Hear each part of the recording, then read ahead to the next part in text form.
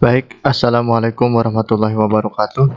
Selamat siang kepada seluruh siswa-siswi SMA Negeri 31 Kabupaten Tangerang.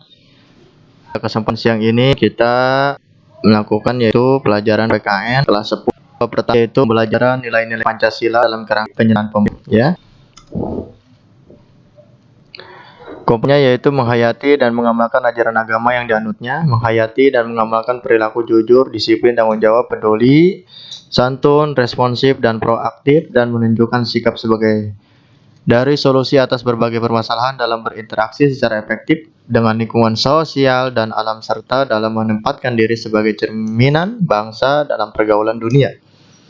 3. Memahami, menerapkan, menganalisis pengetahuan faktual, konseptual, prosedural berdasarkan rasa ingin tahu tentang ilmu pengetahuan, teknologi, seni budaya, dan humanioris dengan wawasan kemanusiaan, kebangsaan, kenegaraan, dan peradaban terkait penyebab fenomena dan kejadian, serta menerapkan pengetahuan prosedural pada bidang kajian yang spesifik sesuai dengan bakat dan minatnya untuk memecahkan masalah.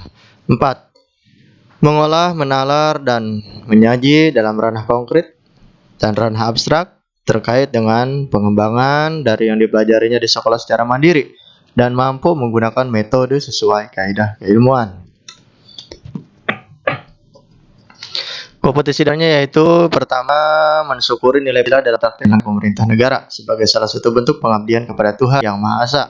Menunjukkan sikap gotong royong sebagai bentuk penerapan nilai-nilai Pancasila dalam kehidupan berbangsa dan bernegara. Menganalisis nilai Pancasila dalam kerangka praktik penyelenggaraan pemerintah negara. Menyaji hasil analisis nilai-nilai Pancasila dalam kerangka praktik penyelenggaraan pemerintah negara. Indikator pencapaian kompetisinya yaitu membangun nilai-nilai toleransi dan kejujuran dalam praktik penyelenggaraan pemerintah negara, menganalisis nilai-nilai Pancasila dalam kerangka praktik penyelenggaraan pemerintah, menyaji hasil analisis yang mengenai tentang pengambilan keputusan bersama sesuai nilai-nilai Pancasila dalam kerangka praktik penyelenggaraan pemerintah negara. Mengomunikasikan hasil analisis yang terkait dengan pengembangan keputusan bersama sesuai nilai-nilai Pancasila dalam kerangka praktik penyelenggaraan pemerintah negara. Macam-macam kekuasaan negara, kita masuk ke materi. Menurut John Locke, kekuasaan negara dapat dibagi menjadi 3 kekuasaan, yaitu A. Kekuasaan legislatif, yaitu kekuasaan untuk membuat atau membentuk undang-undang. B. Kekuasaan eksekutif, yaitu kekuasaan untuk melaksanakan undang-undang termasuk kekuasaan untuk mengadili setiap pelanggaran terhadap undang-undang. C. Kekuasaan federatif, yaitu kekuasaan untuk melaksanakan hubungan luar negeri. Lalu menurut Montesquieu, kekuasaan negara dibagi yaitu A. Kekuasaan legislatif, yaitu kekuasaan untuk membuat atau membentuk undang-undang. B. Kekuasaan eksekutif, yaitu kekuasaan untuk melaksanakan undang-undang.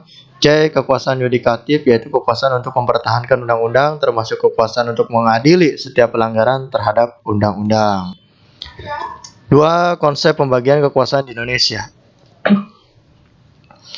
Menurut Undang-Undang Dasar Negara Republik Indonesia tahun 1945, penerapan pembagian kekuasaan di Indonesia terdiri atas 2 bagian, yaitu pembagian kekuasaan secara horizontal dan pembagian kekuasaan secara vertikal.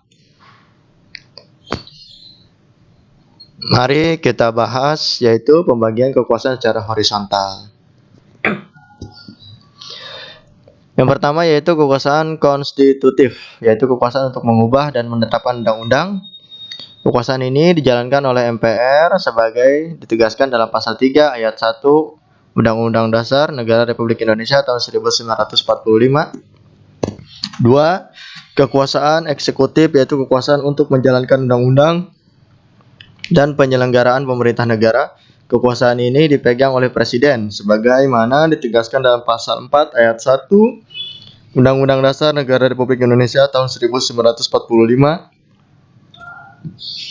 3. Kekuasaan legislatif, yaitu kekuasaan untuk membentuk undang-undang. Kekuasaan ini dipegang oleh Dewan Perwakilan Rakyat sebagaimana ditegaskan dalam pasal 20 ayat 1 Undang-Undang Dasar Negara Republik Indonesia tahun 1945.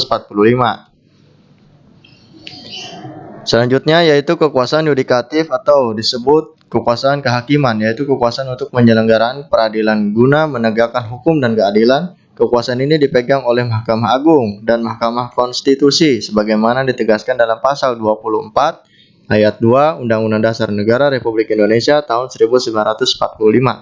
5.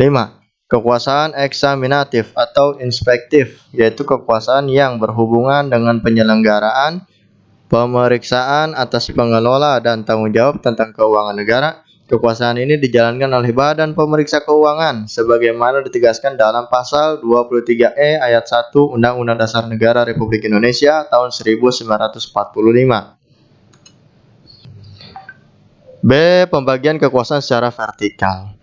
Pembagian kekuasaan secara vertikal merupakan pembagian kekuasaan menurut tingkatnya, yaitu pembagian kekuasaan antara beberapa tingkatan pemerintah. Pembagian kekuasaan secara vertikal muncul sebagai konsekuensi dari diterapkannya asas desentralisasi di Negara Kesatuan Republik Indonesia. Dengan asas tersebut, pemerintah pusat menyerahkan wewenang pemerintahan kepada pemerintah daerah otonom, seperti provinsi dan kabupaten atau kota, untuk mengurus dan mengatur sendiri urusan pemerintahan di daerahnya, kecuali urusan pemerintahan yang menjadi kewenangan pemerintah pusat, yaitu kewenangan yang berkaitan dengan politik luar negeri, pertahanan, keamanan, justisi, agama, moneter, dan fiskal.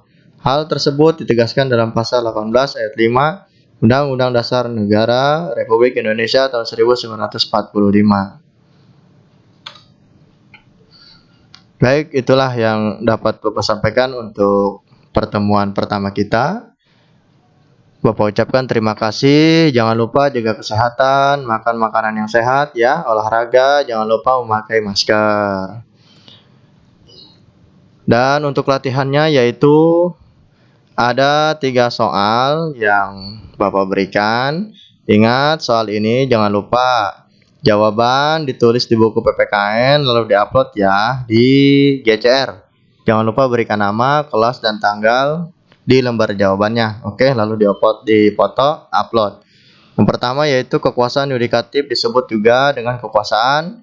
Yang kedua, kekuasaan konstitutif yaitu kekuasaan untuk mengubah dan menetapkan undang-undang dasar. Kekuasaan ini dijalankan oleh Majelis Permusyawaratan sebagaimana ditegaskan dalam pasal.